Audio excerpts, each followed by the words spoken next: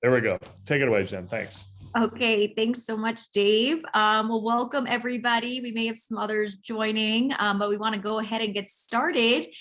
Before we do get to our wonderful speaker and discussion today, I just wanted to do a brief introduction to the George Wright Society in case some of you are not familiar with the society. The George Wright Society champions stewardship of parks, protected and conserved areas, cultural sites, and other kinds of place-based conservation by connecting people, places, knowledge, and ideas. And so by uniting people from many different backgrounds, with a common passion for protecting Earth's natural and cultural heritage, we create a collaboration needed to meet today's greatest conservation challenges. And so very much the theme of today and of Tony's book very much aligns with the George Wright Society's mission. This is the first of part of a series that we are creating called Written in Place, where we're going to be featuring different books and authors. And so we encourage you to check out other webinars in the future. Traditionally, the George Wright Society has had a biannual conference that's been difficult with COVID and some other challenges, but we've been implementing a wide series of webinars over the past year with different topics and themes. And so we hope you can participate more and also just engage as a member with the George Wright Society in the future. So thank you for being here. I'm really excited to introduce our speaker and author, Tony Hiss, today, who is an award-winning author and veteran New Yorker staff writer, and he's going to be discussing his book, Rescuing the Planet, Protecting Half the Land to Heal the Earth. This is a recently published book in 2021. It's also newly out in paperback and was named a top 10 book on the environment and sustainability by Booklist. This book really centers around an argument calling for the protection of 50% of the Earth's land by 2050, with the hope of saving millions of its species and important landscapes. And so with that, I'm going to turn it over to Tony, but I do want to let everyone know the format of today's webinar, where you're going to have Tony present and share his insights about the book and the themes. And then we are going to open it up for questions from the audience and a bit of a discussion. You can put your questions into the chat function. That should work for all the attendees to be able to put your questions in there, and then I will moderate the Q&A at that point. So definitely think of some good questions, things that you would like to share, and we will make sure to carve out time after Tony does his presentation. So with that, Tony, thank you so much for being here, and take it away. Thank you, Jen. And thank you, Dave, for putting this together. Can you guys see this? The slides on the screen? Okay. It's such a privilege to be talking today to a group that honors a man who's remembered as the savior of wildlife in the national parks and as the savior of the national park ideal. A remarkable accomplishment for someone who died at the age of 31. Of course, Mozart died at the age of 35. Shelley died at the age of 29. He accomplished so much, it does begin all kinds of what if discussions. What if he had lasted? What more could he have done? But he's a great hero for the moment, this moment, when there's an urgent need to make peace with the planet. The book that I wrote, Rescuing the Planet, I think I got started when I began to sort of feel the plight of the animals. This is a picture of Sudan, the last male northern white rhinoceros, who died in 2018 with his beloved keeper at his side. This is a picture of Lonesome George, the last Pinta Island giant tortoise in the Galapagos, who died 10 years ago in 2012, age maybe 100, maybe 101. Because we're losing so many, because 1 million species of plants and animals are at risk of extinction, many imminently, we've had to coin this new word, endling, meaning the very last of its kind. it's time to put an end to endlings. One of the reasons we got into so much trouble was for a long time, many people were only able to think in a single way about how to change land use. This was probably the most famous picture in America 150 years ago in 1872. It's called American Progress. It was widely distributed. And American Progress is that scantily clad, golden-haired young lady floating over the countryside as she moves from east to west, trailing behind her telegraph wires, trains, stagecoaches, civilization, and retreating before her into the darkness in the distance are the Native Americans, the bison, the bears, as they're replaced by settlers, all of whom look to be white. This way of thinking had its own history. This is an aerial view of a large part of the American landscape, sculpted by the process of the Jeffersonian grid, carving up the landscape into geometrical sections, applying a technique for getting bearings out at sea where the horizon is featureless to a place with many landmarks and features. It's copied in cities here in New York City, where I'm speaking to you from today, by the so-called Commissioner's Plan of 1811, which divided up the entire city into rectangular blocks. The Dutch had called the streams of Manhattan the kills. So the method employed was to chop down the hills, put them in the kills, and make landfill as a way of literally leveling the playing field for development. It led to a situation where many years later, as Gertrude Stein remarked about Los Angeles, there wasn't a there anymore. And at the same time, it led to a situation in the West and the East where there wasn't a who there anymore too, because the original inhabitants had been removed. Now, of course, this wasn't the only way of thinking prevalent even then. Frederick Law Olmsted had rescued Manhattan with his Greensward plan for Central Park, even before the Civil War. The first part opened in 1858. And this was the savior of cities. It was Olmsted's great insight that the city, as it was growing, as it crowded people in upon themselves, was increasing people's isolation and selfishness and jealousy and lack of sympathy and empathy, that it was desperately important to have a place where everyone could come together as one people and appreciate each other. As he said in a speech in 1870, in Central Park, you may often see vast numbers of persons brought closely together, poor and rich, young and old, Jew and Gentile. I have seen 100,000, all in good humor. And then, as a terrific new book by Rolf Diamond and Ethan Carr, Olmsted in Yosemite, has pointed out, this same thinking was applied at the end of the Civil War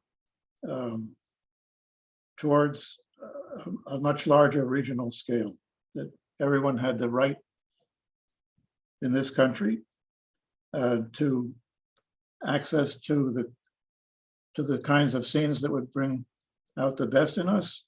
That was part of the duty of a government that could overcome slavery to provide such access. So that this was a way of moving beyond the terrible calamity of a country half slave and half free, as Lincoln had called it, into an era where we could protect things. So 1872 was the year of the John Gass American Progress picture, but it was also, of course, the year that Yellowstone Park opened, the first formal national park also 150 years ago today. And it also meant that we were resuming something that had been tried for a while successfully in medieval Spain, where under the Moorish kingdoms, it wasn't just that Jews and Christians and Muslims could live side by side, but they could begin to produce a civilization, an art and a science, and an extension of human understanding that was more than just the sum of these three groups put together, but something that had never been seen before, something that dynamic. We're still a long way from doing that here, but that is now what we're trying to do in this country, putting together a situation where everyone not only participates, but we, by collaborating, produce something that's more than the sum of its parts. And Olmsted and the early Parks people weren't the only ones who could use their minds in a different way. It wasn't only a mindset that had produced American progress, it was a way of using minds. And one of the first was a man who we now think of as the father of the Appalachian Trail, Benton Mackay, graduated from college in 1900. That summer, to celebrate, he and a pal bushwhacked their way up Stratton Mountain and the Green Mountains of southern Vermont. There were no trails in those days. Shinnied up the tallest trees they could find on the summit. And as they were swaying there, Mackay was overcome by what he later called a planetary feeling. He felt that he was part of a single landscape that extended to the north of him, from Maine all the way to the south of him, along the peaks of the Appalachians down to Georgia. When he wrote up this idea 20 years later or so, it so galvanized people that within 12 years, the Appalachian Trail had come into being.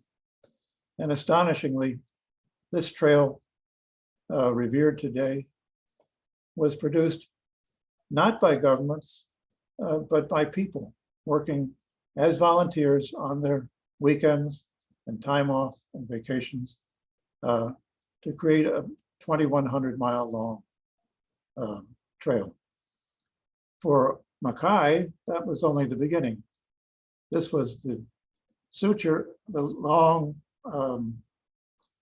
spine of a much larger place that he wanted people to be concerned about, what he called the Appalachian realm on either side of the peaks. We're very lucky here in North America because the landscape has good bones and makes it easy for us to think and picture the actual shape of the landscape. This is a map I had made for my book of North America and its great landscapes. And Mackay's realm is actually the smallest of the great landscapes of North America. You'll see it running top to bottom along the right-hand part of the map. It's paralleled by the Rockies in the west. And in the 1990s, a Canadian lawyer and activist, then a very young man, Harvey Locke, had a Mackay-like vision of a single landscape stretching from Yellowstone Park all the way up north end of the Yukon. And that became the Yellowstone to Yukon Initiative, Y to Y, which has done a remarkable job of protecting a lot of that landscape since then. Also, others have said, why stop at Yellowstone? It goes really all the way south into the Sierra Madre Occidental Mountains in Mexico. And then across the top of the country is the most extraordinary landscape of all, the gigantic boreal forest stretching from east to west, 3,700 miles wide, at least 1,000 miles from top to bottom, probably the most intact wildness anywhere left on the planet. Extraordinary place that I had a chance to visit while I was working on that book. And then across the bottom of the continent is the most recently delineated of all the biodiversity hotspots in the world, so-called North American Coastal Plain hotspot, which again is binational. coming up from Mexico along the coast and all the way up into, well, as far as Long Island, right around the corner from Manhattan. Well, it's a good thing we began thinking in these larger terms, the kind that George Wright was trying to point people towards. George Wright, on his own and with his own financing, got the National Park Service in the early 30s interested in the biology of the places they were protecting, and actually was able, by the time of his death, to assemble a team of biologists within the National Park Service, up to 27. After he died, it began to dwindle again down to 9.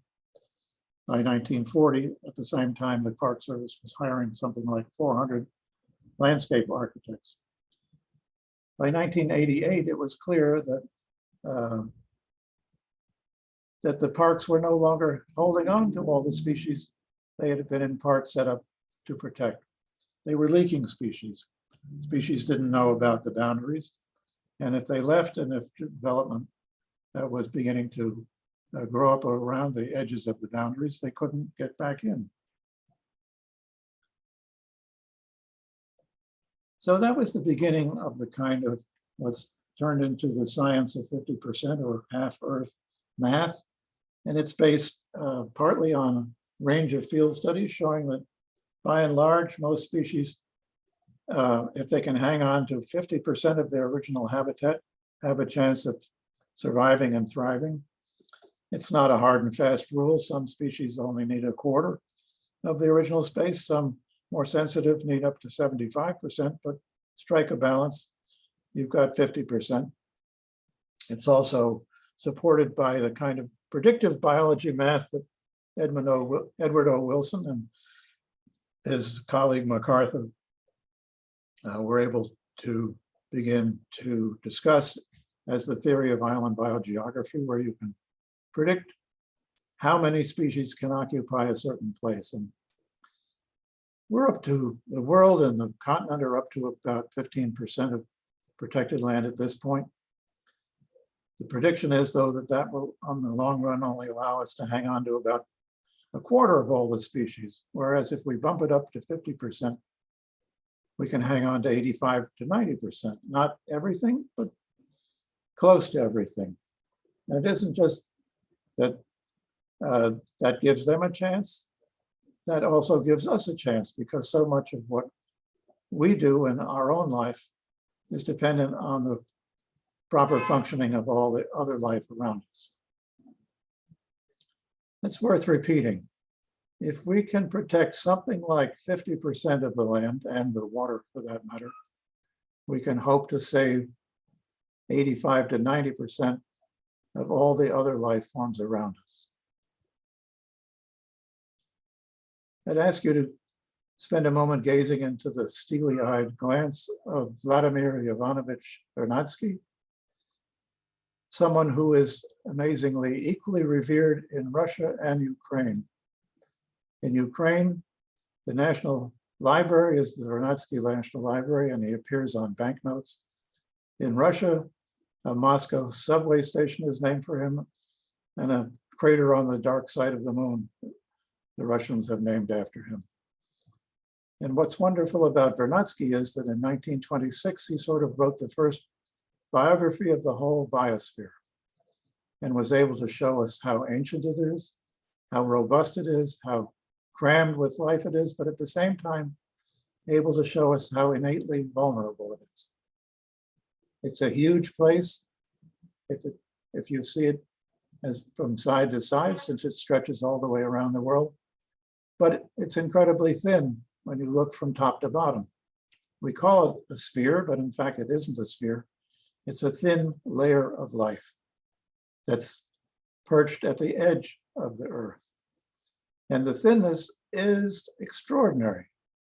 Most species live within a range from the top of Mount Everest down to the bottom of the Mariana Trench in the Pacific Ocean. That's only a distance of about 12.5 miles. And as someone has pointed out, if it was stretched out horizontally and paved, you could drive it in 20 minutes or so. That's the thinness. That's the constraint.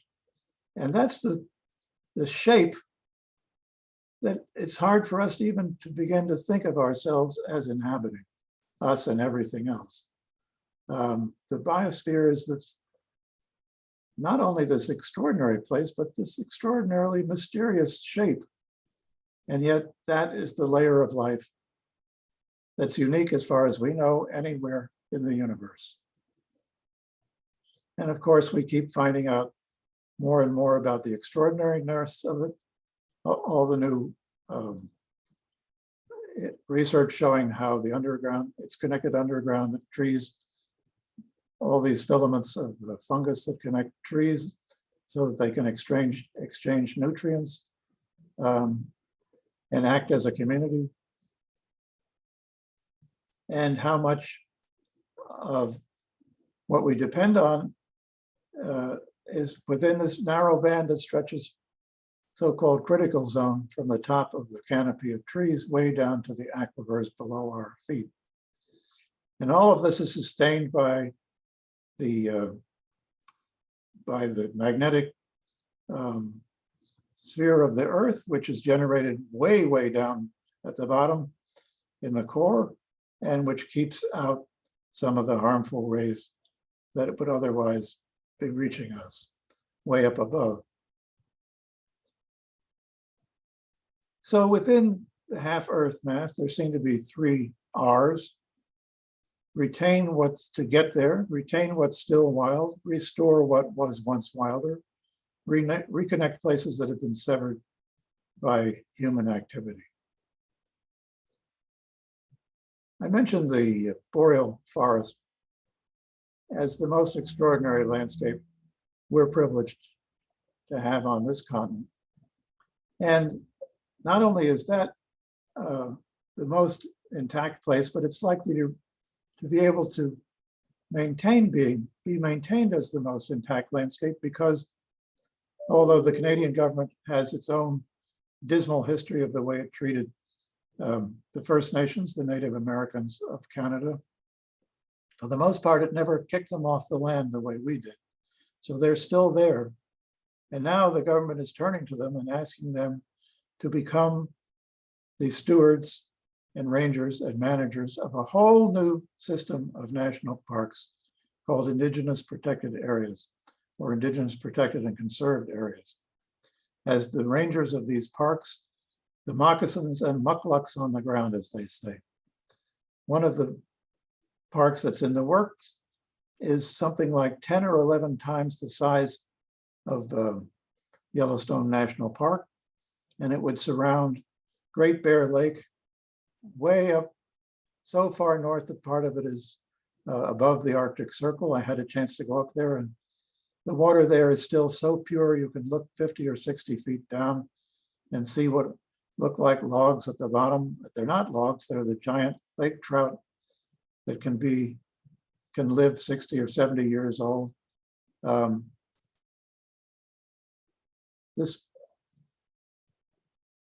It's not that the frontier disappeared, it's just that we thought it disappeared because we think east to west. If we think north to south, it's still there and still ready to be retained.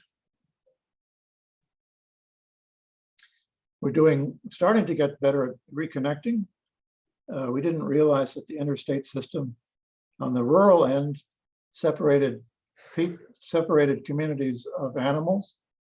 And of course, we found that on the urban end, it separated people and destroyed communities.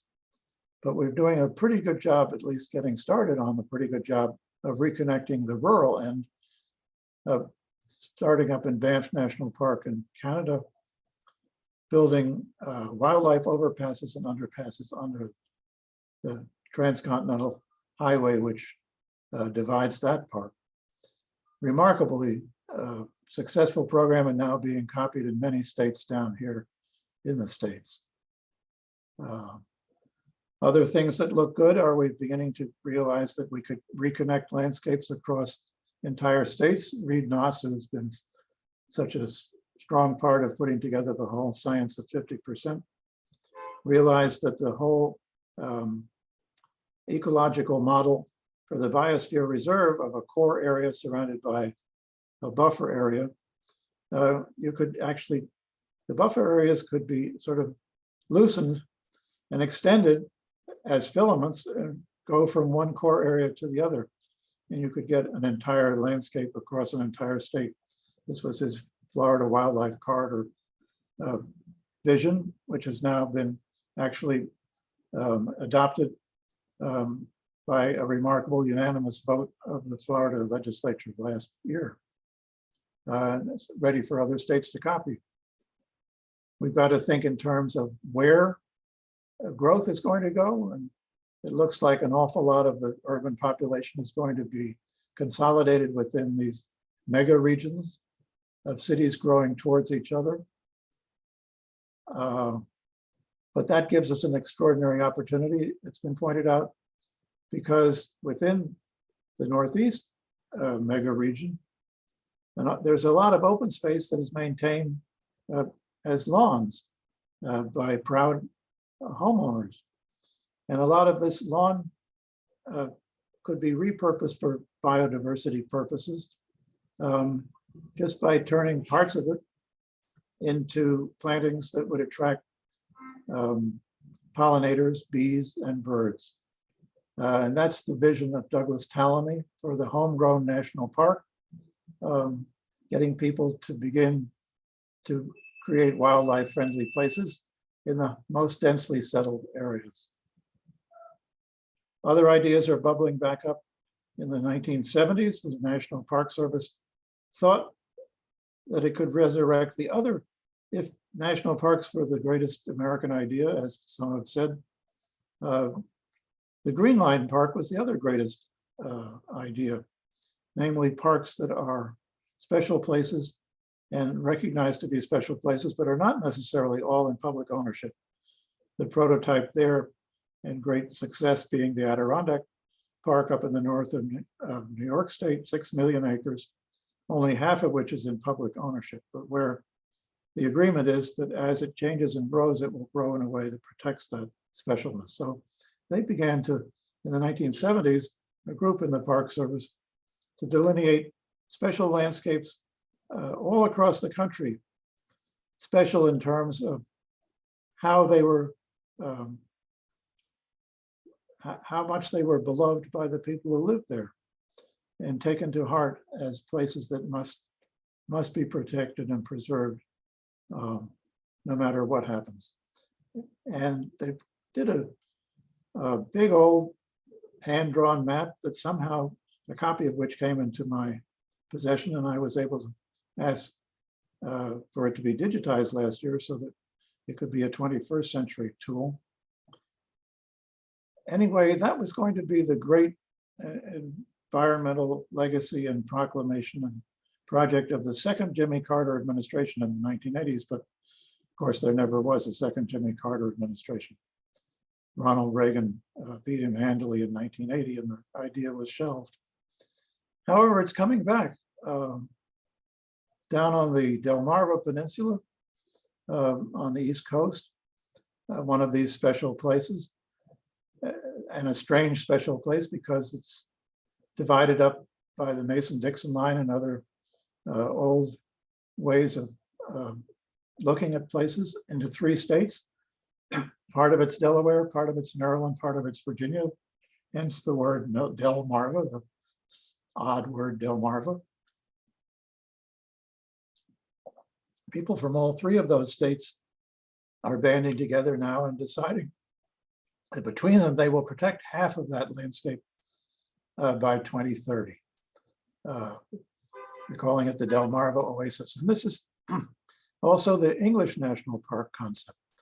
They never set up a national park system until after World War II, as part of making sure that the country would be fit for returning soldiers, was giving it a system of landscapes, but they were mostly privately owned and had been cultivated for hundreds of years, but They're special places, and the English National Park System respects that. They're mostly in private ownership, but they are also open to the public. And that's another model that's beginning to be rescued. Travis Belote, a wonderful biologist with a Wilderness Society, has even put together a way of connecting up all the landscapes across the continent so that they're connected in ways that both animals and humans can use.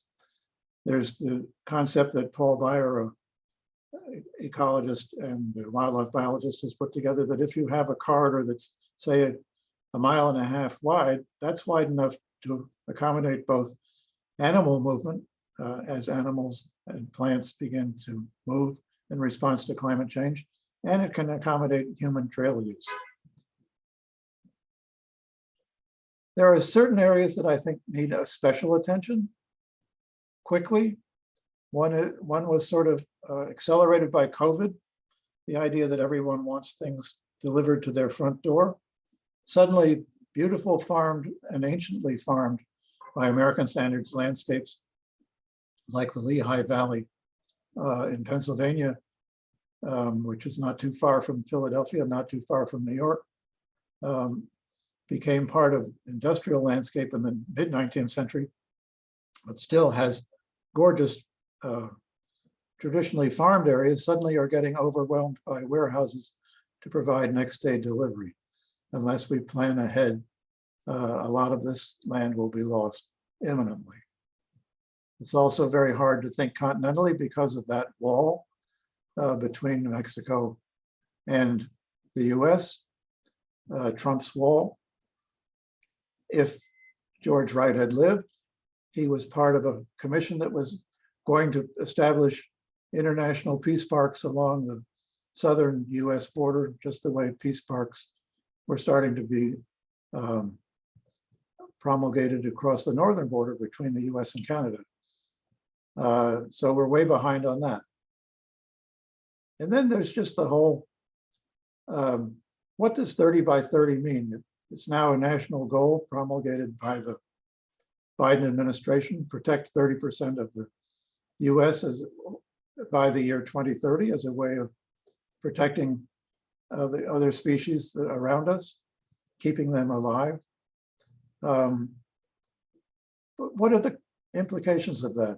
And Reed Noss, whom I mentioned earlier as the father of the Florida corridor system, has also pointed out that the real implications of 30 by 30 are 30 plus 70, meaning if we do protect something like 30% of places where they will retain their ability to keep other species alive, they can only stay healthy in the long run if we think carefully about the 70% that's not part of the officially promulgated 30%, because it has to stay healthy so that the whole place can stay healthy, which means that we're all part of the stewardship equation. It means, for instance, that wherever you look, there's life around you. That we can no longer use terms like empty acres or vacant lots. They may not have buildings on them, but they have life on them. And if we're going to build on them in a way that respects human needs and the needs of other species, we've got to start getting better at all species design. I said that it isn't just what you see, it's how you use your mind that determines what you see. And we're just beginning to see that the way of staying in touch with entities like the biosphere is the ability to use our senses to stay in touch with the bounteousness and the mysteriousness of the place at the same time. In our culture, historically, we've been told that there were two ways of using our mind. There's daydreaming, which wasn't much use, and there's closely reasoned thought, which takes so much training that we have to go all the way up through college and grad school to get very good at it. But we've always known that there's this third way of thinking, that encompasses much larger territories at the same time. And it's been the sort of Cinderella stepsister. We're only just beginning to reclaim it and get use of it, make it more useful to us, and beginning to think that maybe it isn't so much that the things we talk about as defects and sins, selfishness or seeing things from a narrow point of view, maybe they're not so much sins as they are learning disabilities that keep us from making better use of this larger way of approaching things. That was so clearly the way George Wright was using his mind.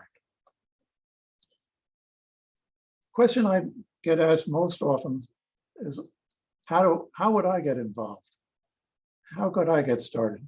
Well, among birders, there's this concept of the spark bird. Sometime in their life, they saw a bird of some kind or other that was so remarkable, it changed them, and they could never let go of that vision for the rest of their days. And that sucked them into thinking about the rest of the world beyond their normal concerns. It doesn't have to be a bird, though. It can be anything you think of. It can be a landscape, it can be a view, it could be a garden. Whatever it is, that's what pulls you in and how you can get reconnected if you're feeling like it.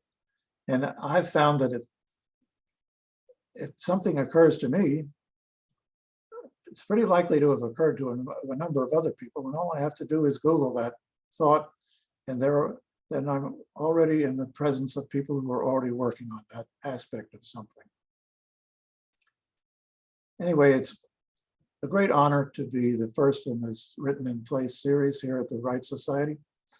By the way, if anyone wants to buy the book, we can't have in these COVID days, we can't have a regular book signing, but if anyone does want an inscribed copy, drop Dave Harmon a note, and I will send a personally inscribed bookplate to him for him to pass on to you.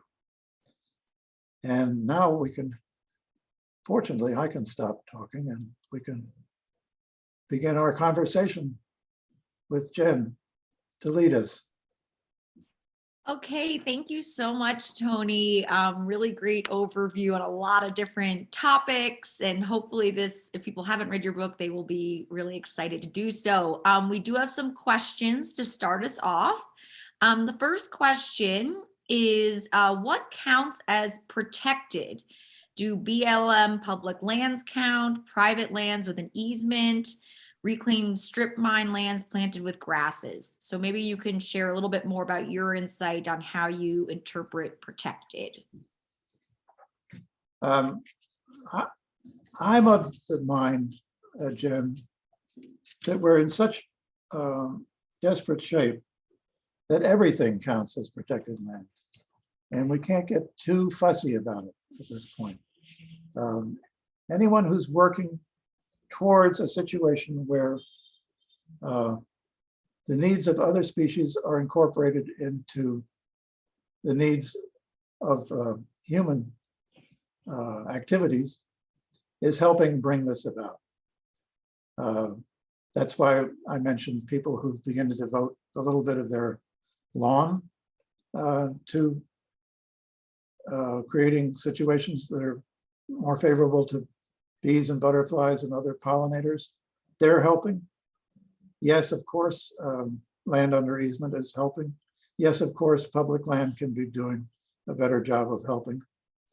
But there's so much, if it's not a matter of 30 times by 30, but 30 plus 70, as Reed Noss is saying, wherever we are, we can do something to begin to respect the needs of all of life in this strange place we live in, the biosphere.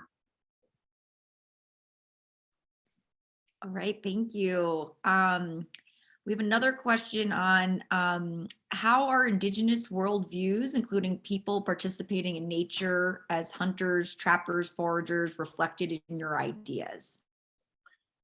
Oh, well, I think we've done as I said, the ones leading the way at this point are the Canadians by creating this second national park system that will be managed and led by Indigenous people.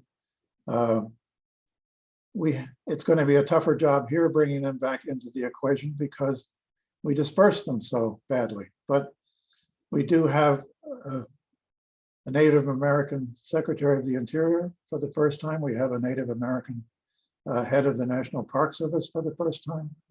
We're beginning to make some arrangements in some national parks to let Native Americans come back and gather the plants that they traditionally had been able to. We're way behind the curve, but at least we know part of the problem, and we do know that that Indigenous knowledge is able to see things holistically and can be a huge help to us thinking about the future of places. Thank you. Another question is, someone was curious to know why there are so few linkages on the map shown where to be found in the middle of the continent. Is it because it's all agricultural land and there are no natural landscapes of significant enough size left? It's a tougher place, but if everyone can, even on those great farmed plains and prairies, there's an awful lot of work underway now to begin to reclaim little bits of them for other species. So I would hope that a second iteration of that map would in fact show connections threading through the center of the continent as well. This was just a starting point. And at least it was connecting up areas that hadn't been connected up, even if they are easier to connect up.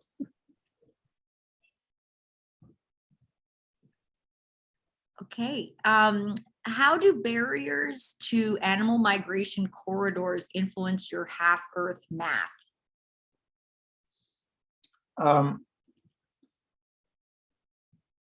We're only just beginning to discover some of the routes of animal migration. The migration routes that have been under our noses all these years and that predate settlement and expansion across the continent are still there and are incredibly important. Mule deer and other pronghorn antelope migration corridors, we're just beginning to delineate them in many cases. Whereas the predators like wolves are much more widely dispersed, and we're beginning to understand in a way we never did quite how widely dispersed they can be.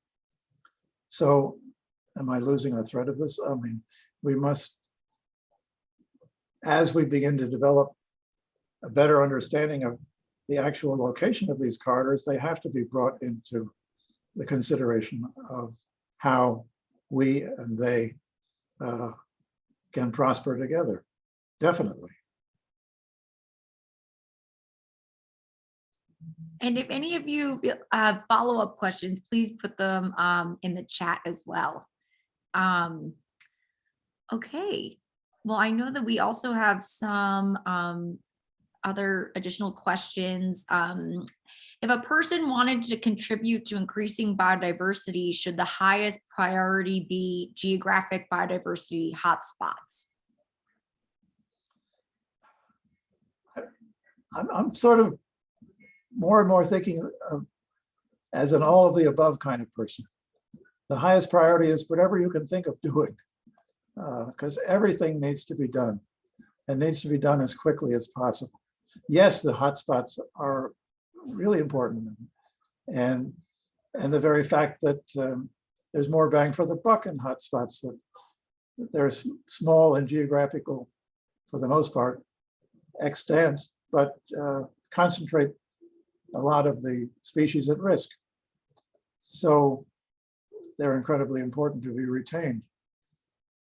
But as I said, the health of places that get retained as a fraction of the whole is going to depend on the health of the whole. So, so what we do elsewhere is important too. So there's a question in the chat about how is the idea of 50% protected areas spreading or being implemented across the world? Well, this looks like it's going to be maybe a breakthrough year for biodiversity. If it all goes well, 197 countries are going to meet in China in August and September and pledge a 30 by 30 goal under the Convention of Biological Diversity. There are a lot of stumbling points, but that would be a great step forward. There's something called the High Ambition Coalition, groups that are rallying countries, and the 82 countries have already said yes. The very fact that the science of 50% has been officially endorsed now by the IUCN as of last September. So, of course, just proclaiming this as a goal doesn't get it done, but at least it gives us something to shoot for. It's one of those BHAGs, big, hairy, audacious goals that spur us forward. So this may be a good follow-up question to that in regards to any suggestions how to get the whole of society, which could include governments, but also the private sector, NGOs, to dedicate funds and energy to this huge challenge and these goals. Well, it certainly is going to be something that is up to all of us, and I think part of it is just getting more people to hear about it. At this point, not that many people really have given it that much of their thought. Certainly nothing like half of humanity is aware of this half-Earth concept, this cockamamie half-Earth concept. And I think it'll have to become something that people just have in their heads as something that we're all working on for it to work. And yes, governments are an important part of it, but they're not going to accomplish all of it. We also need to be reaching out to people that have never really thought of conservation as part of their core activity. Talking to planners, talking to architects, some landscape architects are certainly on board, but others are just decorating landscapes. Got to start talking to developers, got to start talking to miners, got to start talking to energy producing people. It's something that has to become one of the activities that humans routinely engage in. I guess I have a follow-up question to that. Do you think it's about framing it clearly about conservation for conservation's sake, or do you think it needs to be reframed in a way that connects it more particularly to how this provides economic benefits, ecosystem services to humans and public health, and coming at it through that angle instead of the more traditional conservation argument? Again, yes, all of the above. It's increasingly obvious that it's desperately important for human health and for human economic prosperity as well. In addition to being something that appeals to people who understand the importance of having nature in their life.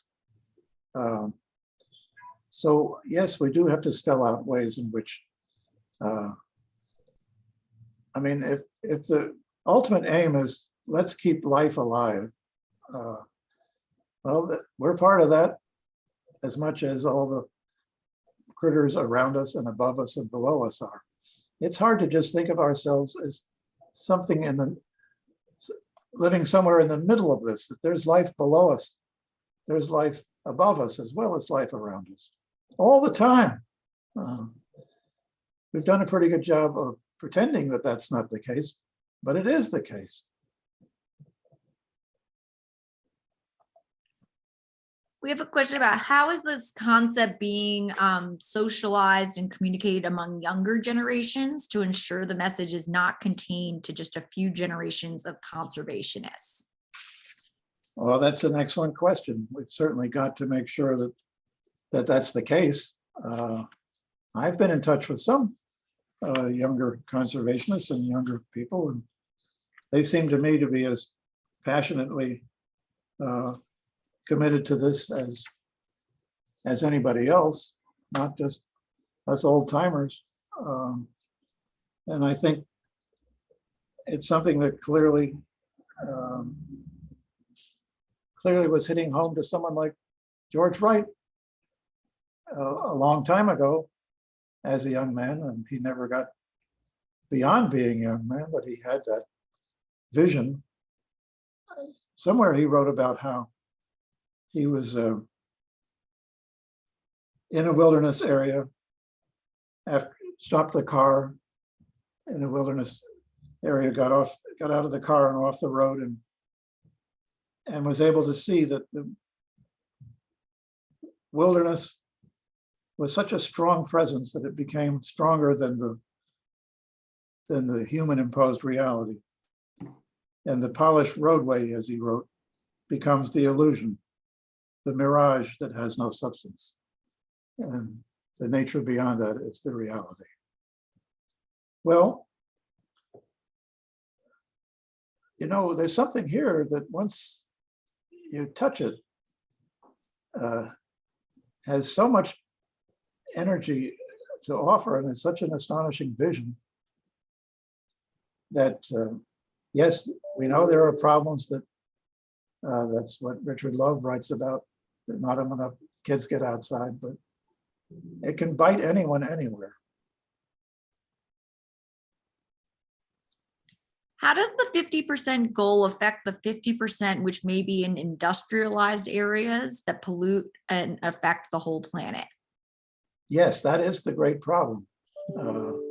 And we've got to start not only cleaning up well, I mean, if the modern environmental movement began as a response to poisoning the place, and then has gradually morphed into adding on the idea of cooking the place, making it too warm, now we're just beginning to realize that there's this third dimension to it, which is making sure there's enough of everything so that everything can survive.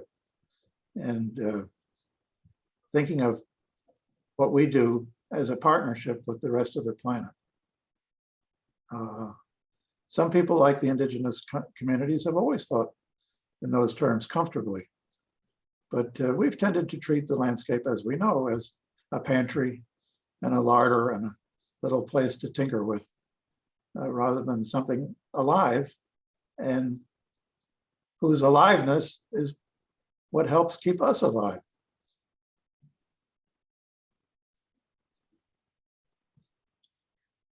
Okay, I have a question. How do the goals of your book involve Indigenous communities? And also, how do we recognize that many protected areas were established through dispossession of Indigenous communities and their traditional uses and stewardship of the land?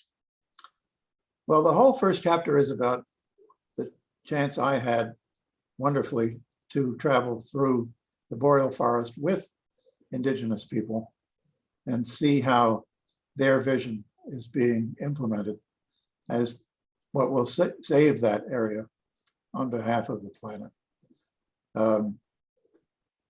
Yes, we disgracefully, disgustingly booted the Indigenous people out.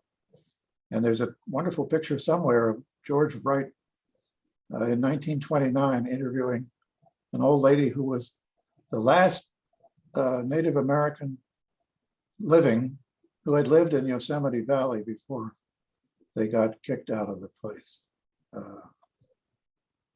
So even by the time that Olmsted got there and saw it as this spectacular landscape that combined the beautiful and the pastoral along the floor of the valley, Yosemite Valley, and the spectacular and sublime granite walls that enclosed it, it had already been depopulated. So we were starting from the wrong place. So that's as much a part of the original sin of this country as slavery. But it's not too late to do something about that, because we're not going to be able to do something about keeping life alive unless all of us are involved.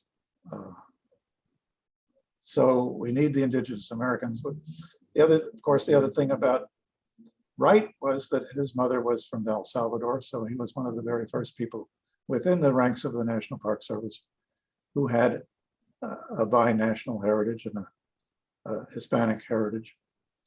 And we know that that's been the most difficult kind of bonding and suturing, stitching together across that boundary.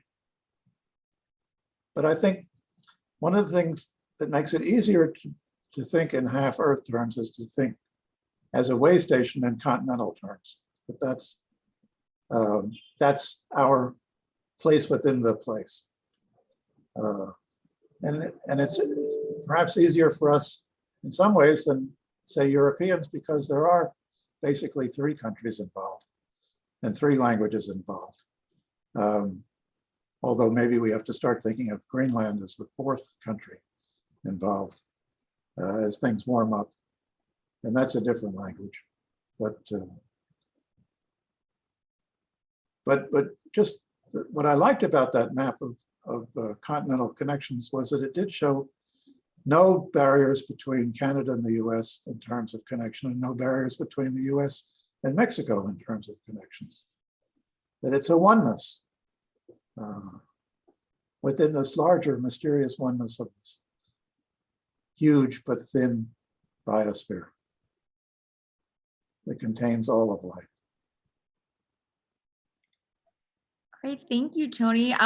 We're probably about out of time, but do you have any closing thoughts or reflections you want to leave the audience with?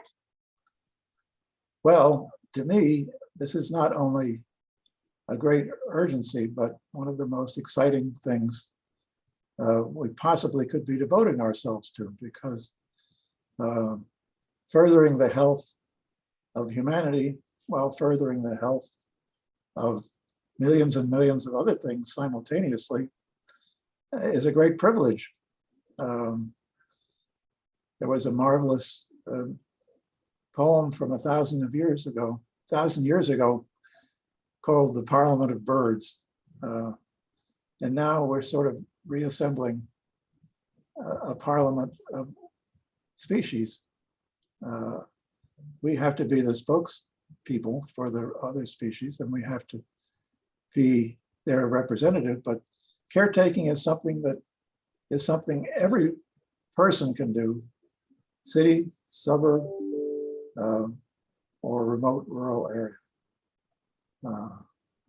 And I just find it a marvelously a privilege to be able to participate in it.